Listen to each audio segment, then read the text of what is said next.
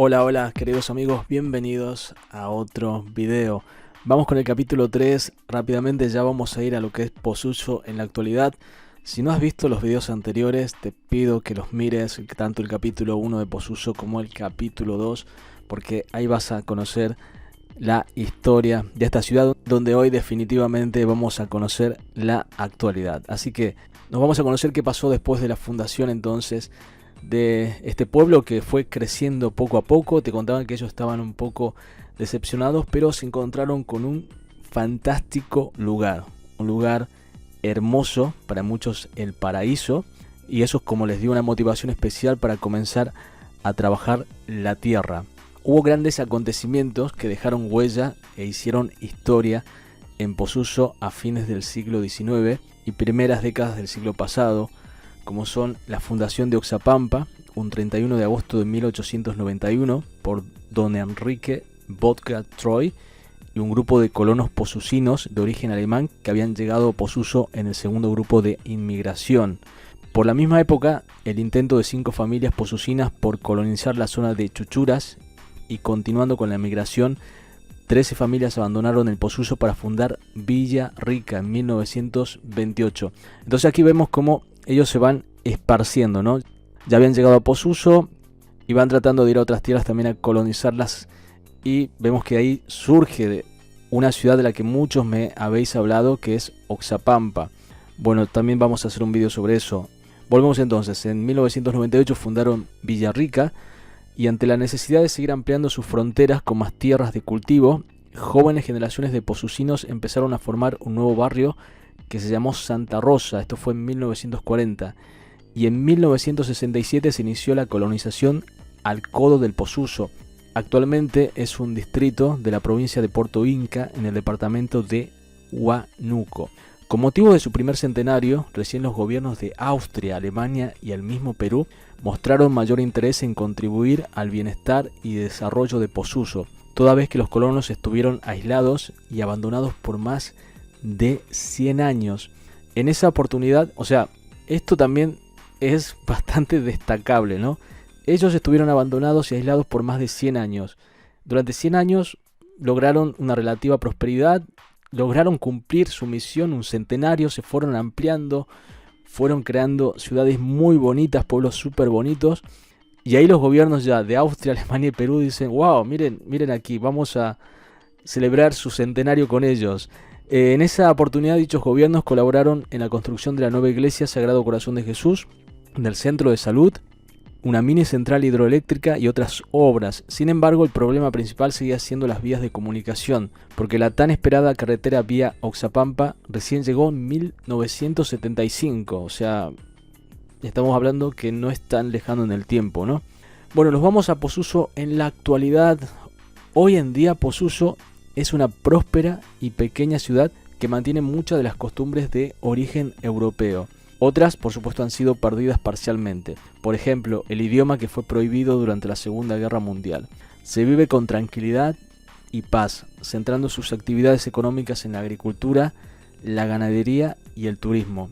Tiene dificultades de acceso, ya que la carretera asfaltada solo llega hasta Oxapampa, existiendo un tramo de 77 kilómetros aproximadamente sin asfaltar hasta llegar a Posuso.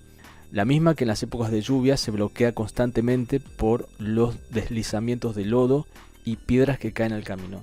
Sin embargo, Posuso ha aprendido a ser un vivo testimonio de lo que puede llegar a ser una comunidad ecológica y sostenible por sí sola. Y también con mucho respeto, también esto es importante, a las comunidades indígenas. Han logrado generar una sinergia genial entre lo que han sido estos colonos austroalemanes y los grupos indígenas también que se sumaron a ellos, y existe una multiculturalidad muy pero muy beneficiosa en esos lugares. Y ahora que vamos a conocer algo más de personas destacadas de estos lugares, vamos a ver cómo ellos tienen un gran respeto y admiración por la cultura inca y por las culturas, por supuesto, indígenas. Bueno, quiero recordarte también que en Posuso existen personajes curiosos, amantes de la naturaleza y su pasado. Por ejemplo, María Eck es una mujer amable, siempre dispuesta a llevar a los turistas por lugares que no figuran en ninguna guía turística, pero que conducen a paisajes conmovedores y cargados de una naturaleza casi intacta. El sendero Emperador Guillermo II es uno de los tantos caminos que fueron cruzados por los primeros colonos, allá por el año 1850. Hoy esta ruta es aún transitada por la población local. María Egg posee un interesante proyecto de restauración de una de las primeras viviendas que se construyeron en estas zonas hace más de un siglo. Ella es la heredera de una vieja casa de madera, con el estilo austro-alemán plasmado en cada rincón. María guarda en su memoria cómo vivían sus abuelos y demás familiares y pretende restablecer las costumbres y acercarse lo más posible a la forma cotidiana y simple de la existencia de aquellos tiempos. La vieja casa está alejada del pueblo, rodeada solo por árboles nativos como el chontaquiro, ulcumanu, cedros o taras. Egg conoce caminos originales, muchos cubiertos por la espesa vegetación, pero que conducen a laberintos y cuevas que en un tiempo habitaron los yaneyas, tribu que habitó estas tierras hasta hace pocos años. Y bueno, ¿qué decirte del futuro que tiene Posuso? Tiene un futuro bastante prometedor. Es una tierra reconocida por su producción ganadera. La abundancia de pastos garantiza la abundancia de carnes y leche de muy buena calidad. La industria forestal está desarrollándose con fuerza. Los suelos húmedos permiten el crecimiento de diversas variedades de árboles nativos o foráneos. La madera es uno de los recursos que más beneficios aporta a la región. Los posusinos saben muy bien las ventajas económicas que tiene un manejo racional de los bosques, prolongando los beneficios para las futuras generaciones. Ellos son bastante amables y respetuosos. Aquí prima el orden y el trabajo. La vida cotidiana es medianamente cómoda a comparación de otros pueblos ganaderos del país, muchos en condiciones de pobreza.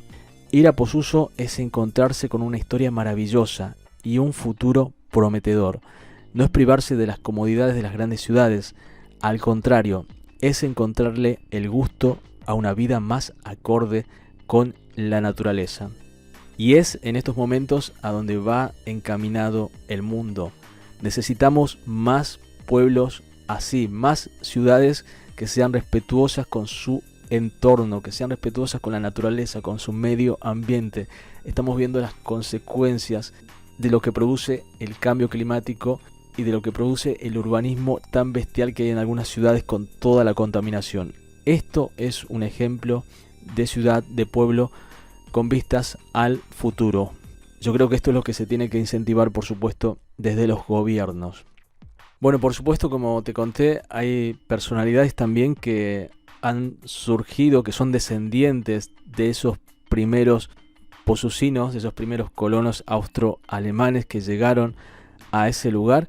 Y una de las personas que yo estaba leyendo su biografía y estaba leyendo un poco su aporte a lo que es el Perú es Antonio Brac Egg. Y yo me quedé impactadísimo con su historia. Lamentablemente a día de hoy ya él no está en este mundo, pero ha dejado un legado tan importante para las futuras generaciones. Te voy a poner un fragmento de una entrevista que él realizó y voy a comenzar a contarte un poco su historia. Y atentos a este audio.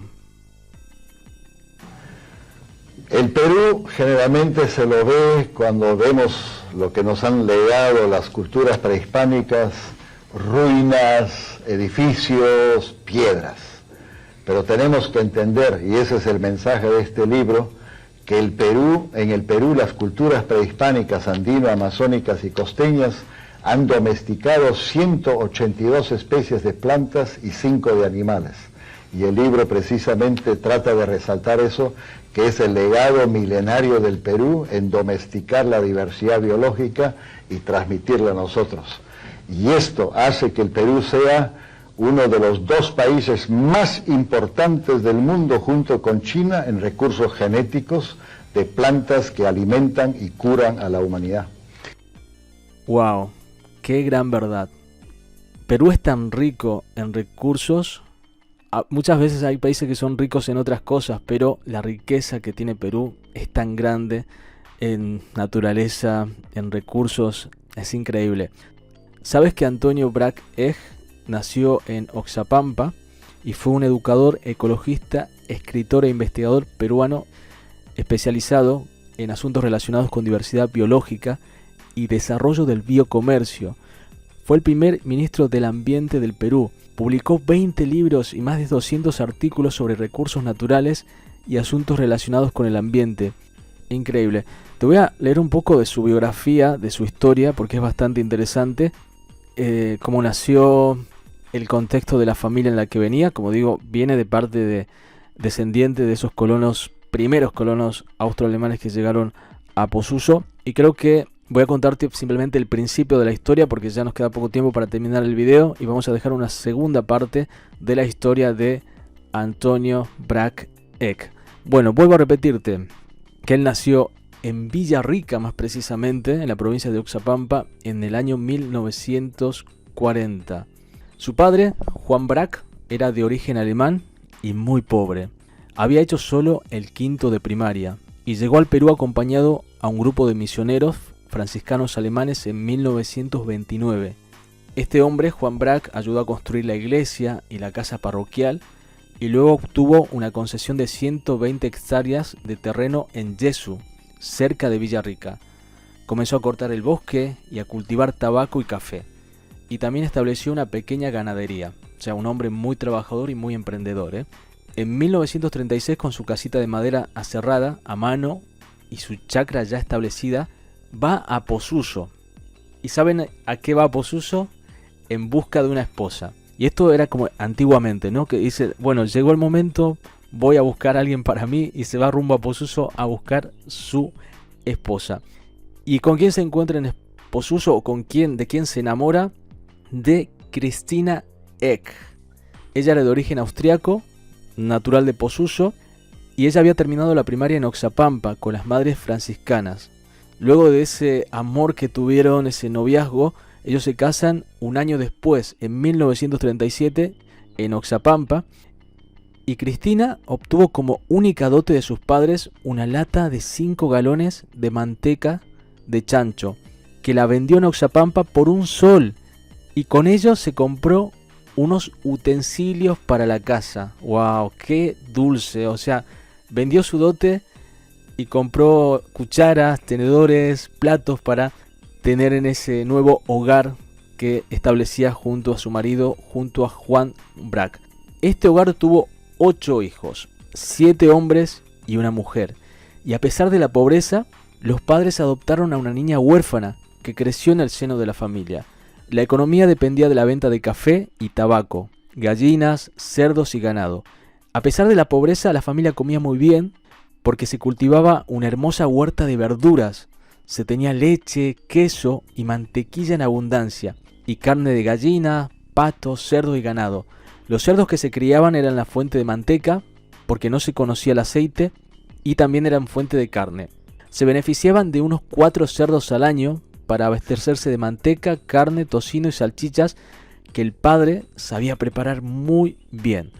Como no había médicos en el pueblo, la madre recurría a una curandera llanesa de nombre Narcisa, que sabía del uso de las hierbas medicinales. Y gracias a este saber ancestral, la familia pudo afrontar las enfermedades y todos los hijos lograron sobrevivir en situaciones difíciles, con sarampión, viruela y enfermedades intestinales. Y saben que Antonio, cuando era pequeño, tenía un cariño tan grande por Narcisa, porque era como su pediatra, ¿no? Cada vez que él estaba enfermo, sabía que iban a Narcisa y ella tenía alguna planta o algo que le curaba. Por eso él siempre la guardó y la tuvo presente en su corazón. Y años después, ya cuando fue muy grande Antonio Brac, y ya cuando fue muy conocido, le dedicó uno de sus libros más importantes, el Diccionario de las Plantas Útiles del Perú. En 1948 la familia tenía 120 cabezas de ganado que fueron vendidas, y el padre compró una chacra de 60 hectáreas de café en Cedropampa, cerca de Villarrica, y comenzó a cultivar intensamente el café. Este producto tenía muy buenos precios y la situación económica de la familia comenzó a mejorar. El padre enseñó a leer y a escribir a los mayores, hasta que en 1948 ingresaron a la escuela unidocente de Villarrica, donde cada fila de carpetas era un grado de primaria. En 1951 los 2 mayores fueron internados en el Colegio Salesiano de Huancayo, donde continuaron sus estudios. Allí enseñaba un salesiano polaco, Alejandro Michalski, dedicado a las ciencias naturales, y que le prestó a Antonio el primer tomo de la obra de Antonio Raimondi, a leer los viajes de Raimondi.